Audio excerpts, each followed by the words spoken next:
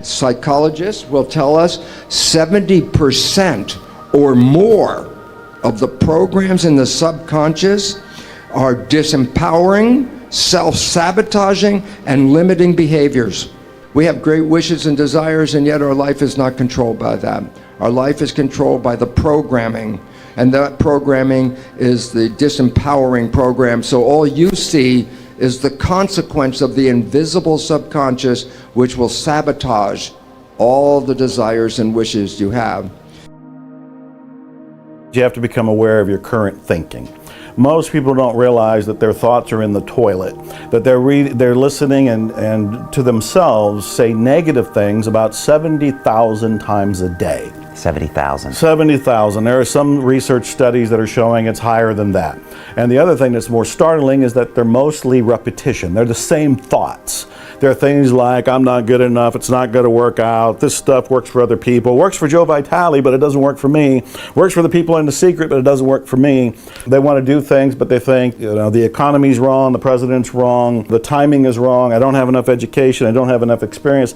All of these kinds of negative thoughts keep people shut down. They don't go for their dreams. They react to life, they kind of crawl through life with no enthusiasm, no sort of energy, and no belief in themselves or the possibilities of something better. Poverty is passed on. It's taught in your families. And middle class is taught in families. And so the people right now who are sitting at home, who are struggling financially or worried about money or unhappy, they may be making a lot of money, but unhappy with what they're doing, it was probably taught to you. Your super ego was taught, get a job, work hard, or you'll never be rich, or the rich are evil, or whatever. And until you change your mindset, Correct. Money won't help you, right? Correct. And we see that with people that win the lottery, people that make more money, they still have the same problem. Right. Because they have that poor man's soul. Right. If you're poor, you'll always be poor. That's really hard for people to understand. Yeah, the money will disappear that fast. Just like most pro athletes, they make millions of dollars, but 65% are bankrupt 5 years later. It's because they come from poor families. Now you tell them that, they get very angry at you. It's not, it's the rich fault. It's you guys ripped me off and government ripped me off. But unfortunately, what Mr. Lipton was saying, it's passed down genetically. That's the frightening thing. And so what is the one psychological test that correlates with success in life? And I found out that it's the Marshmallow Test. It's the test that has survived every challenge.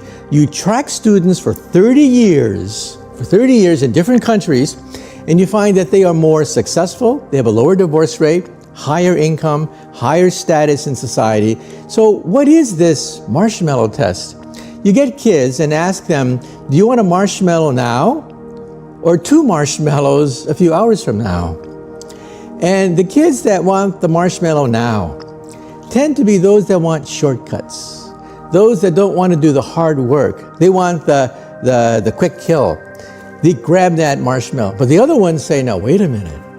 If I wait 2 hours, I can get 2 marshmallows. I can hold out. There's a pot of gold waiting for me. They're not going to take the shortcut. And so you say to yourself, well, that's a test for kids. But then you track them decade by decade by decade. And then you find out, oh my God, these are the ones who go to college, the ones who hold out for that advanced degree, that don't want that simple payoff now, but are going to delay gratification into the future. For example, it turns out that if you do the same thing with poor children and the same thing with middle-class children, it turns out that poor children will, in general, go for the quick kill because they know that things disappear real fast. If there's money in the house, it's gone in the future. So they learn something. And so one of the reasons why poor kids will opt for the marshmallow now is because things disappear. People steal it. People grab it and run away with it, and there you are with nothing. Take it now. That's their attitude. And they learn. It's new on a scientific awareness of how this mechanism works. But what's interesting is for 400 years, the knowledge that you could program somebody and control their lives has been available. It was the Jesuits who 400 years ago said, give me a child until it's 7 and I will show you the man. Most people didn't understand what they were saying. And what it is the first 7 years, which we now know biologically and scientifically is the program period. They knew that 400 years ago. And they said, if I can get that program in the first 7 years, that program will determine the life of that individual. I'll show you the man because they will represent the program. So what were those programs? Because if I ask you, so what program did you get when you were 1 year old? I have no idea. I wasn't really there. In fact, you were actually being programmed even before you were born, the last trimester of pregnancy. You were being programmed.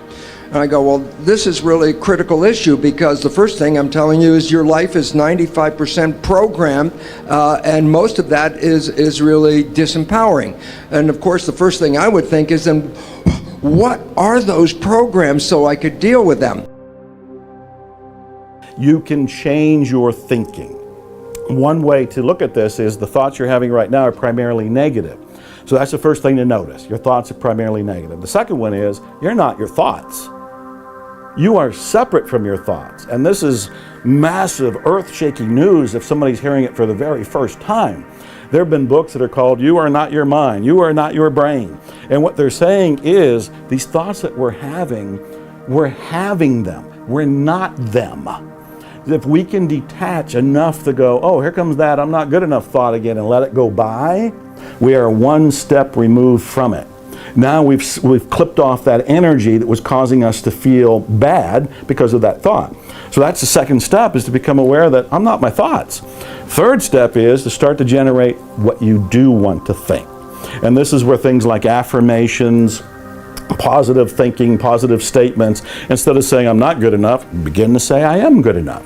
Begin to say this can work out for me. If this material has worked for other people, why can't it work for me too? You know, I'm human, they're human, and you can start to rebuild your software of the mind if you want. Anything you work hard to accomplish, anything you struggle over to make it happen, why are you working so hard? And the answer is very simple. Anything you're struggling to try to accomplish, whether it's health or love, relationships, whatever it is, if you're struggling, it represents a simple fact. Your subconscious programming doesn't support that conclusion. So the fact is, what are my programs? Look at your struggle. And wherever you're struggling, the struggle is not because the universe won't provide for you. The struggle is an internal job. The struggle is you're trying to overcome previous programming that prevents you to go to that destination. You can change the programming. You can rewrite your subconscious programs. And why is that relevant? If you took the wishes and desires of the conscious mind and used that as a program to put the beliefs into the subconscious mind, it's the most exciting and liberating thing you can ever do in your life. So when you put in the new program, it'll sound strange. So let's say you are sick, you have a disease, and I say, what program do I want? I am healthy. If you want to be happy, just keep in your mind, I am happy. I smile, even if you have to force a smile. I am happy, I'm smiling. I say, repeat this, and guess what? After a short time, it becomes a habit. And when you're in that habit, you don't even have to think, I am happy. The new habit will keep you happy all the time because that's the new program. So A, hypnosis is how you learn the first 7 years. B, after age 7, you create new programs by repetition. So I say, you want to change a program? Every night when you go to bed, just as your mind disconnects, just as you fall into sleep, your brain is now operating in theta. So if you put earphones on your head and you play a tape, a program, a CD of what you want, as your conscious mind disconnected, your subconscious is downloading. So you just play that tape as you go to bed, and after a number of playings, your subconscious will learn the new program without even your conscious being involved. That's number one. After age 7, how do we put a program in? Repetition. How did you do anything? You repeated it over and over again. How long did it take you to learn the alphabet? How many times did you have to go from A to Z before you could remember the whole alphabet? When you drove a car, you didn't know how to drive a car until you did what? You practiced, you repeated. So if you want to change a program, you put into your mind a repetition.